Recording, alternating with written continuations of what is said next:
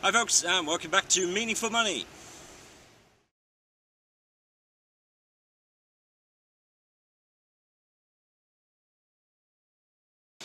I'm here at Pendine Lighthouse, which you can't see because it's behind the camera, but hopefully in the next one I'll turn the camera around and you'll be able to see the lighthouse. Another spectacular spot. The thing is, you can't move without falling over a spectacular point when you live in this part of West Cornwall. We talked last time about tax relief, so we're just going to talk for the next 2 or 3 videos about the different types of pensions in a little bit more detail, so that you can identify which ones you have, maybe, or which might be best for you. And we're going to talk about personal and company pension schemes. But today it's personal pensions and stakeholder pensions. Now these are the basic types of pension plans, if you like. And remember, a pension, unless it's a company defined benefit scheme, which I'll come to in 2 or 3 videos time, a pension is basically just another wrapper, like we've talked about with ISAs and things like that in the past, and it's just a savings plan, a tax efficient one. And stakeholders and personal pension plans are the sort of most basic of them all. Particularly stakeholder pensions. Let's deal with those first. I kind of call them, when I talk to clients, I call them Tesco value pensions. The simple point being is that there's not a lot of bells and whistles, there's not a lot of froth or gloss on the packaging. It's a basic bog standard pension, but it's perfectly good at doing what it is meant to do, which is hold money in a tax efficient way until you reach age 55 or some point after that, and take your pension benefits. So stakeholder pensions were invented in 2001. And as I mentioned in a previous video, were made to be cheap and cheerful, with the idea being that if you make something cheap, everybody will buy it. Well, that might be true with some things. You know, a sort of trip to Poundland will probably prove that. But with pensions it isn't. People don't buy pensions because they're cheap. They buy pensions because they're told to, generally, or because they have to. So making them cheap didn't work. The whole stakeholder project didn't work, in that it didn't get the masses saving for their retirement. But no matter, they're perfectly good for you who do want to save for your future. So if you are starting out saving into a pension, a stakeholder is as good a place as any to start. Now when I say they made them cheap, what they did was apply a cap that the insurance company can charge you to run your pension plan.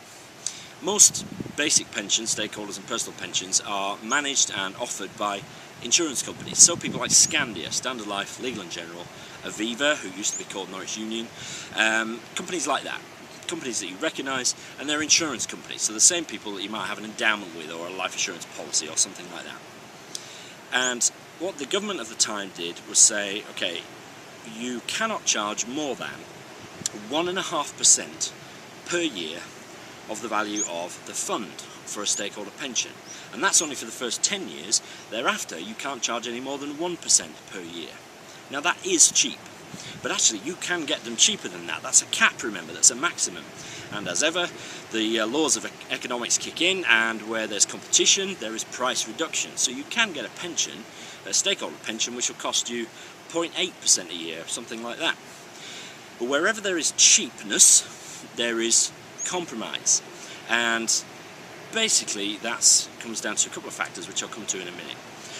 So stakeholders are cheap and cheerful, the Tesco value of the pensions world. Personal pensions are exactly the same, in that they are a wrapper for money, that's all, but there is no charge cap. And because there's no charge cap, the companies which offer them can offer a few more bells and whistles, and importantly, potentially at least, commission to financial advisors.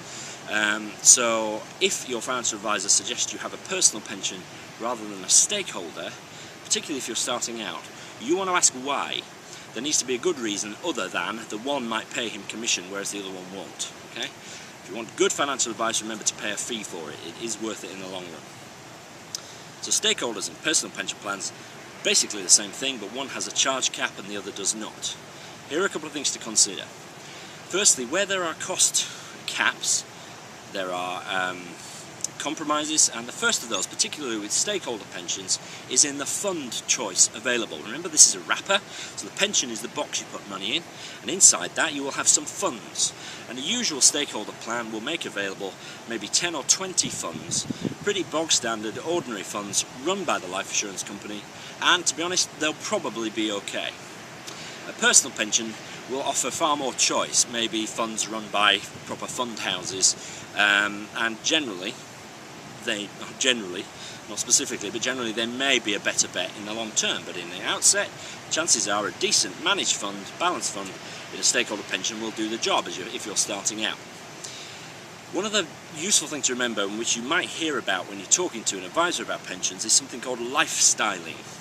Now, I'm 35, right? So I've got at least 20 years until I can get at my pension money. So, I might as well take some risk with it. I might as well invest in shares and reasonably aggressive things to try and get as good a performance as I can, for the next 20 years. But what I don't want to happen is, let's say I decide to retire on my 55th birthday, and there is a stock market crash or plunge or whatever 6 months before my 55th birthday. I'm going to be pretty annoyed if I'm still all invested in shares, because my pension value is going to suffer, and I'm not going to have the time to get that money back. But what lifestyling does is, the nearer you get to retirement, the insurance company automatically switch out of risky assets like shares and things like that and into cash over time, usually over the 5 years before retirement, and progressively, so that in your last year before retirement you'll be maybe 80% in gilts or cash and only 20% in shares, so a stock market correction isn't going to affect you so much. So lifestyling is something to look out for. It's a useful tool. It's a kind of a fire and forget solution. So if you don't really want to be actively looking at your pension investments all the time, or if you think you might forget to switch out or into safe investments the nearer you get to retirement, lifestyling will do it all for you. It's a kind of autopilot. The only other thing to say about stakeholders and personal pensions is that anyone can have them. Even if you've got a one-day-old child, you can do a pension for them. Subject, you remember we mentioned last time, to a 3,600 annual contribution limit. Anybody can have them up to the age of 75. So they can be a useful way of saving for children. If you want to put money away for your kids, but you don't want them to have a big lump sum at age 18 so that they can drink it away when they go to university, consider perhaps paying into a pension for them, money which they will only get when they're 55, and which will have half a century to grow. They'll thank you for doing that. So anyone can have them, and so they're useful tools. They're the sort of basic pension building block for most people. Next time, I'm going to talk about SIPs. They are the sort of Rolls-Royce of personal pensions. SIP is SIPP, stands for Self-Invested Personal Pension. We're going to talk about those next time.